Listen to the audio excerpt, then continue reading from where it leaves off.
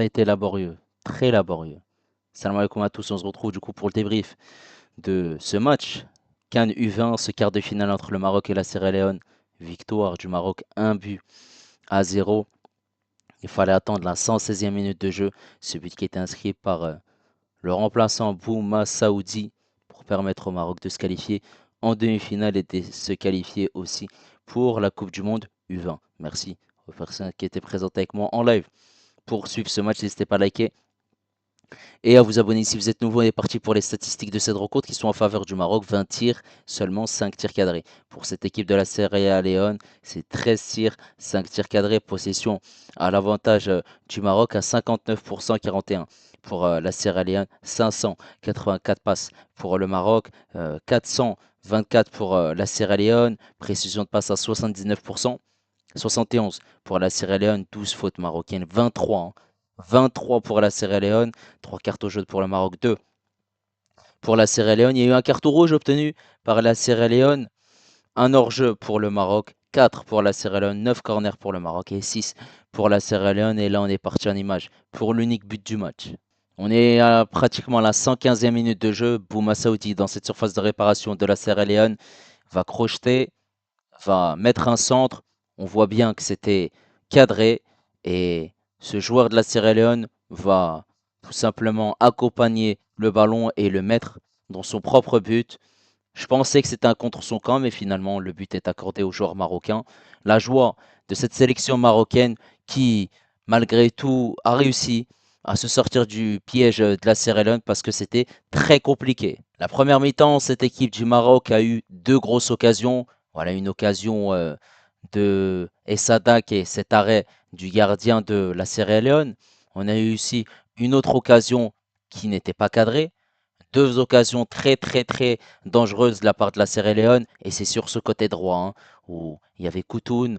Heureusement que Ben Chaouch a fait les arrêts qu'il fallait parce que cette équipe de la Sierra Leone a quand même posé des difficultés à cette équipe marocaine. Ils ont quand même réussi à se sortir de ce piège parce que c'était pas si facile que ça, hein. Et malgré tout, la deuxième mi-temps, on est reparti sur les mêmes intentions. Une équipe du Maroc qui a essayé de mettre un peu plus d'ingrédients offensifs, même si c'était brouillon. Il y avait beaucoup d'occasions de tir, de frappe, mais c'était insuffisant pour déstabiliser cette équipe de la Sierra Leone qui a réussi par moments à mettre en difficulté cette équipe du Maroc. Beaucoup de déchets techniques, beaucoup d'arrêts de jeu, énormément de fautes. Voilà, c'était brouillon, très peu d'automatisme aussi hein, du côté du Maroc. Voilà, beaucoup de circuits de passes qui étaient par moments bien faits, des combinaisons, et ensuite il y avait une occasion à l'arrivée. Mais on voit que tout au long du match, et même lorsqu'il y a eu ces prolongations, ça a été très compliqué. Malgré tout, le sélectionneur de cette jeune équipe marocaine U20 a effectué des changements hein, avec les rentrées de Abdellaoui, il y a eu aussi l'entrée de Awad et Ayar, un triple changement. Et il a essayé de trouver des solutions, de combiner. Voilà, ça a été pas si facile que ça, parce que cette équipe de la Sierra Leone a posé des difficultés dans l'agressivité, dans l'engagement, dans l'adversité. C'est-à-dire que par moment, même si cette équipe, elle n'est pas forte au niveau des dribbles, elle est forte au niveau athlétique, au niveau des duels, et on le voit, l'agressivité, voilà, dans les duels, cette équipe de la Sierra Leone rentrait sur ses joueurs marocains, et forcément, c'était plus compliqué que prévu. Fallait pas la prendre à la légère, et résultat, tu gagnes 1-0, et tu aurais pu aller au tir au but. Voilà, les prolongations, on a clairement vu une équipe de la Sierra Leone qui avait un peu plus de difficultés, qui était fatiguée à force de courir, à force de mettre autant d'intensité. C'était compliqué. En plus de ça, la possession de balle était à l'avantage du Maroc, alors qu'en première mi-temps, c'était à l'avantage de la Sierra Leone parce que petit à petit, forcément, cette équipe de la Sierra Leone avait un peu plus de mal et cette équipe du Maroc aussi pêchait dans le dernier geste. Voilà, un gros manque de finition. Il y a eu quand même des occasions en prolongation avec une tête de Boayar sur ce centre d'Abdellaoui. Il y a eu des occasions. On a eu du mieux, surtout au niveau des prolongations, surtout ces joueurs qui sont rentrés, qui ont apporté un peu plus de fraîcheur technique. Forcément, voilà, tu joues contre une équipe de la Serie qui commence à être fatiguée à force de courir, à force de combattre et de mettre beaucoup d'intensité. En plus de ça, ils ont été réduits à 10 hein, avant de rentrer dans ces prolongations. On pensait qu'il y avait du coup un penalty, il n'y en a pas eu. L'arbitre a quand même visionné la VAR, il a changé sa décision au niveau du carton parce qu'il avait donné un carton jaune à bas, l'ailier droit de la Sierra Leone. Finalement, c'est un rouge et ça a été plus compliqué parce que cette équipe de la Sierra Leone, précisé, 10 contre 11, c'est pas le même match, surtout au niveau des prolongations. Donc, on a vu une équipe du Maroc qui a mis un peu plus d'ingrédients et un peu plus d'agressivité pour permettre de se qualifier en demi-finale de cette CAN U20 et de se qualifier par la même occasion à la Coupe du Monde U20. Maintenant, on va revenir très brièvement sur la performance des joueurs marocains. Déjà, Ben Chaouch, excellente performance parce que voilà, c'est 5 tirs cadrés quand même aussi pour cette équipe de la Sereine, 13 tirs. Il n'a pas été mis en difficulté, il a fait le taf, c'est un clean sheet, il a su répondre présent. Voilà, il n'y a pas eu de frayeur pour sa part, top match. Koutoun, par contre, il a été mis en difficulté, on l'a clairement vu. Les actions et les attaques de cette équipe de la Sierra venaient sur son côté droit et forcément, ça a rendu la tâche plus compliquée pour lui. Défensivement, voilà, ça a été dur. Offensivement, il n'a pas énormément apporté. Voilà. Je trouve que il a de la chance d'être resté sur le terrain, hein. Il aurait pu le faire sortir. Mais je trouve qu'il s'est mieux rattrapé, surtout au niveau des prolongations. Mais je trouve globalement que son match est presque raté. Cette charnière centrale, Barty Baouf. On a vu que cette association a été pertinente aujourd'hui, même si je trouve que voilà, la relance n'est pas bonne. Ils ont le ballon, ils dégagent loin devant. Par moment, il y avait une défense du Maroc qui était très haute et ça laissait de l'espace dans son dos, ce qui permettait à cette équipe de la Sierra Leone d'attaquer, même s'il y a eu quand même 4 positions d'hors-jeu. Il fallait faire quand même attention. Et aussi, au niveau de l'agressivité, ils n'étaient pas trop rentrés dans les duels. À un moment donné, Baouf, il s'est envolé hein, face au numéro 9, là, Gandhi. Et ça, quand même, fallait faire très attention. Sur ce côté gauche, Zaouani qui a fait le travail, qui a eu du déchet technique, qui a mis de l'agressivité.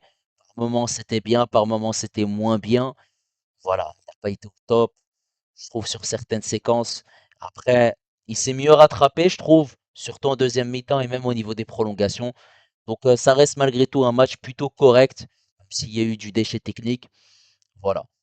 Par contre, ce milieu de terrain, Lalaoui et Sadak a été au four et au moulin, les deux joueurs. Même s'il y a eu du déchet technique, hein, je trouve que voilà, le déchet technique, c'est pour les deux équipes. Mais ils ont beaucoup défendu. Ils se sont aussi projetés. Ils ont eu beaucoup d'efforts défensifs à faire, des récupérations. Voilà, c'était pas si facile que ça. Fallait combattre face à ces joueurs de la Sierra Leone. Et forcément, je trouve que ils ont fait le travail qu'il faut pour faire un gros match. Après, tout n'a pas été parfait, hein. Il faut se rendre à l'évidence, mais je trouve que globalement, ça reste positif.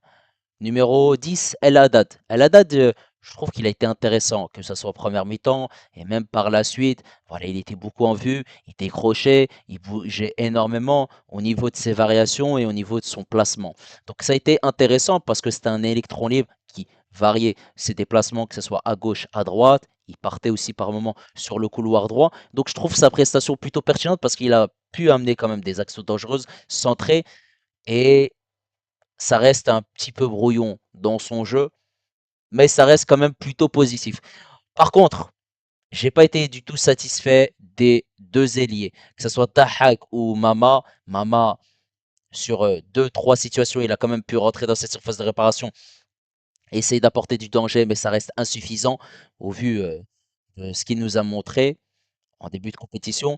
Et Dahak, ça a été plutôt très moyen, voire insuffisant parce que bah, il n'a pas apporté de danger, c'était très compliqué, des passes simples.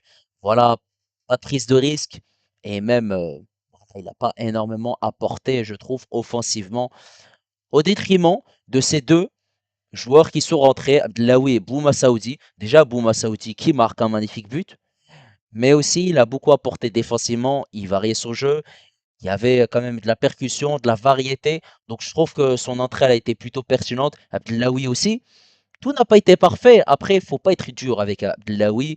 Voilà, il a su quand même euh, apporter des solutions, un centre à un moment donné pour Bayard. Il y a aussi des variétés dans son jeu, des combinaisons. Il rentre dans cette surface de réparation. Donc, je trouve que ces deux entrées-là ont été plutôt intéressantes. Ergig, voilà, il n'a pas eu des situations, mais il a quand même fait les tâches défensives. On demande parfois un numéro 9, c'est-à-dire aider et soulager ses coéquipiers. On l'a surtout vu et au milieu de terrain, c'est-à-dire décrocher énormément, mais en termes d'occasion, c'était plutôt compliqué. Donc voilà, ça a été insuffisant dans le contenu, mais à l'arrivée, bah, tu te satisfais de ce score et de ce résultat parce que tu es en demi-finale. Maintenant, il faudra faire mieux face à l'Égypte qui a battu le Ghana au tir au but. Donc, pour pouvoir faire un bon résultat, il faut faire quelque chose de mieux. Parce que si tu fais pas un bon résultat en demi-finale contre l'Égypte, ou mieux que ce que tu as proposé aujourd'hui, ça risque d'être très compliqué, sachant qu'il y a la place et en plus de ça, l'Égypte joue chez eux. N'hésitez pas en tout cas à me donner votre avis concernant la prestation du Maroc. N'hésitez pas également à liker et à vous abonner si vous êtes nouveau. Et moi, je vous dis à la prochaine. Ciao les amis et dis-moi Maghreb.